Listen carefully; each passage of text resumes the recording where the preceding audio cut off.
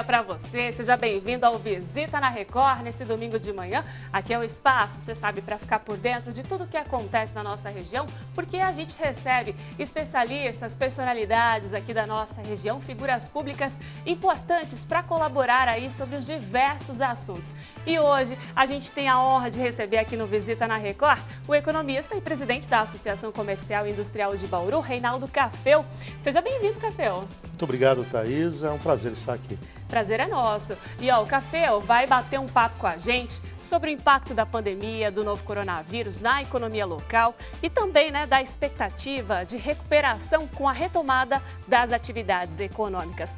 Então, eu já começo perguntando para você, a gente teve aí um boom, da economia de repente, porque veio como uma bomba, posso dizer assim, a pandemia, porque a gente precisa fazer reajustes, o tempo todo. Uma hora abre, outra hora não abre, outra hora abre só alguns horários. E essa relação do comércio, ela ficou bem delicada nesse momento, Qual é o momento que a gente vive agora, que a gente pode dizer, dos comerciantes, de toda essa área comercial aí? Se nós olharmos as previsões do ano passado, seria um ano de boa recuperação econômica, Nós tivemos um crescimento econômico de 1% aproximadamente no ano passado, e a previsão era que a gente crescesse pelo menos o dobro. E quando eu falo crescer 2,5%, é além da inflação. Uma inflação na casa de 3% a 4%, então nós tínhamos uma previsão de crescimento nominal acima de 6%. E as empresas, os empreendedores todos fizeram o seu planejamento em cima disso. Quando veio a pandemia, e eu acho que o grande marco aí foi quando houve a crise do petróleo, com a Rússia e a Arábia Saudita, ali o mundo se deu conta que a coisa era muito grave. É óbvio que a quarentena ou afastamento fez com que aquilo que seria normal em qualquer empreendimento, mesmo quando você tem recessão, eu vou perdendo venda, mas eu vou perdendo a musculatura aos poucos, não? Veio de uma maneira bastante forte, como você mesmo colocou. Nós tivemos, então, um período de muita queda na venda. Nós chegamos a ter, na média, considerando supermercado aberto, farmácia aberta, posto de combustível aberto, indústria funcionando, na média nós caímos 50%. O fundo do poço, do ponto de vista estatístico, foi no mês de abril. Abril foi o pior mês que nós tivemos. E é natural que quando você chega no fundo do poço, nos meses seguintes, sobre essa base, começa a ter um pouco de recuperação. O último dado do varejo é um pouco mais animador. O mês de junho, que é o último dado que nós temos, cresce cerca de 8% sobre o mês de maio. E na minha avaliação, nós vamos ter ainda alguns índices de crescimento. E se eu pudesse trazer uma figura, Sim. É um U.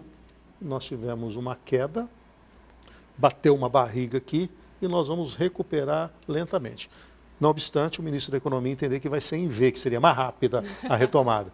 Mas não está porque nós temos hoje um consumidor ferido financeiramente, as empresas sem capital de giro, infelizmente o desemprego em crescimento e as consequências sociais de tudo isso que nós enfrentamos. Exatamente. E para que esse U aconteça, ou então esse V, para que os comerciantes vejam aí o próprio comércio crescer novamente, o que é importante nesse momento? A gente já tem várias datas previstas aí, Dia das Crianças está chegando, Black Friday, enfim, várias comemorações, tem o Natal, tem o Ano Novo, e nessas datas sempre bomba, Mas o comerciante, ele precisa investir em mais promoções no momento? Como é que fica a questão dele para ele poder se reerguer novamente? Se você olha a matriz macroeconômica, o consumo das famílias pesa 70%. Então o Brasil vai se sair bem exportando mais do que importa, os gastos do governo também são importantes, o investimento nem tanto nesse momento, não tem recurso. Então a aposta é na variável consumo. Para o consumidor, não obstante ele estar com um problema financeiro, houve queda na taxa de juros. Então, hoje o crediário está muito acessível. Por outro lado, esse empresário que sofreu com a pandemia, ele está sem musculatura. Então, ele precisa, sem dúvida alguma, ser muito criativo. Você citou alguns exemplos. Nós teremos a Semana Brasil, de novo, agora no mês de setembro. É uma tentativa de alavancar negócios no varejo. Se o varejo vai atuar em setembro, as demandas para a indústria já começaram em julho e agosto, um pouquinho antes. Depois nós temos no mês de outubro o Dia das Crianças, que é um dia de muito apelo. E surpreendeu positivamente o Dia dos Pais, que trouxe um incremento de vendas. E depois nós temos a Black Friday, que é em novembro, e aí, claro, que o Natal, e a gente só espera que, se não tiver uma vacina, pelo menos o nível de contágio esteja menor. Este empresário, se quiser colocar seus produtos à venda novamente e alavancar, ele vai ter que convencer esse consumidor, porque as famílias estão seletivas do ponto de vista do seu orçamento. Mas há uma demanda reprimida. Quem de nós não quis comprar um sapato nesse período e adiou? Eu. Quem de nós não quis, eventualmente, trocar a camisa? Quem de nós não quis fazer uma pequena viagem, mesmo de automóvel? Então, há uma demanda reprimida, mesmo com menos recursos nas famílias.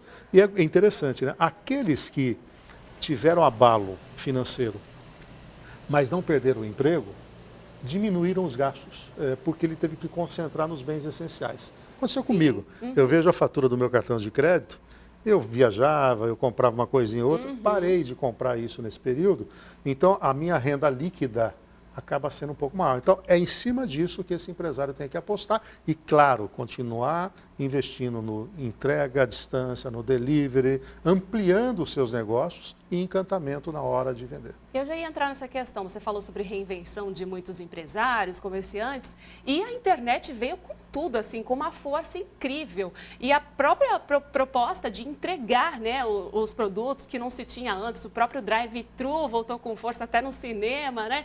Enfim, a gente se reinventou também nessa parte. E a gente tem aqui os dados de que houve realmente um aumento da questão de buscas pela internet, né? Eu cheguei até a fazer uma matéria que eu lembrei agora, da busca por pijamas, uma coisa simples que você falou, mas que era útil naquele momento. Todo mundo ficando em casa mais tempo, queria ficar mais confortável. Então vamos ficar de pijama em casa. Então a busca por pijamas, num dos sites maiores aí de busca, aumentou muito, né? Quase 500% na época que eu dei essa notícia. Então realmente a internet também veio para colaborar nesse sentido, né? É verdade. Nós tivemos inclusive um incremento de vendas de bens para casa, né? Porque as pessoas trabalhando à distância, e é importante isso, uma pesquisa aponta que daqueles que estão fazendo home office, 70% deles querem continuar home office. Então a pessoa começou a se dar conta que o escritório dele precisava de um aparelho, ele começou a cozinhar, ele começou a perceber que precisava trocar o fogão. Então esse foi um setor também que movimentou. O que existe, na verdade, infelizmente, foi uma seletividade do mercado. Nós tínhamos as grandes organizações, as grandes redes, muito bem postada, muito bem posicionada já no mundo da internet. Quem não estava, pagou o preço. Mas há exemplos de quem começou isso antes e tirou muito proveito. Onde tem um problema aí? O pequeno, ele não se preparou. E a gente aprende ou no amor ou na dor. Sem dinheiro, ele nunca ele teve o amor para poder aprender. Então, se virando. Então, muitos pequenos comerciantes se deram conta que não conheciam os seus clientes. Ele queria mandar um WhatsApp, ele não tinha o que a gente chama em administração de CRM, que é para você fazer um relacionamento. Ele não sabe o endereço dessas pessoas. Esses pequenos negócios vão ter que se reinventar. E muito provavelmente nós vamos ter uma concentração no mercado nessas grandes redes. Então, aonde virá a sobrevivência do pequeno negócio?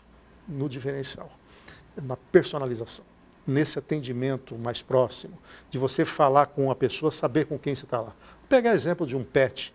É muito comum hoje você mandar um WhatsApp e a dona atender, olha, a sua cachorrinha já está na época dela tomar o banho. Esta relação mais estreita é a sobrevivência dos negócios, diria, regionais. O que for commodity, como, por exemplo, uma geladeira, televisor, isso vai acabar ficando para as grandes redes. É uma seleção que está acontecendo e um longo caminho. Agora, a lição ficou. Quem dependia só da venda presencial se deu conta que não só é uma maneira de sobreviver tendo a entrega, tendo a internet, como ampliar os seus negócios. Se ele fizer a lição de casa, estruturando seus estoques, tendo boas condições de pagamento e trazendo ao consumidor uma experiência de consumo que atenda a sua expectativa, ou seja, cumprindo prazos, ele sai da cidade, abrange a região e até o estado e o Brasil, se ele tiver perna para suportar. Ou seja, sempre nas crises tem oportunidades de crescimento. Eu sempre falo, né, no SP Record, quando eu apresento, diante da crise, CRI, tira o S, né, que é uma frase que todo mundo fala e é o que muita gente tem feito mesmo, se reinventado nesse momento. E agora falando, né, de futuro, né, a gente está retomando, a gente tem aí muitas cidades do interior que já abriram o comércio, né, está todo mundo voltando a ter fôlego. Isso se mantém? Nós temos que tomar um cuidado com as estatísticas, né?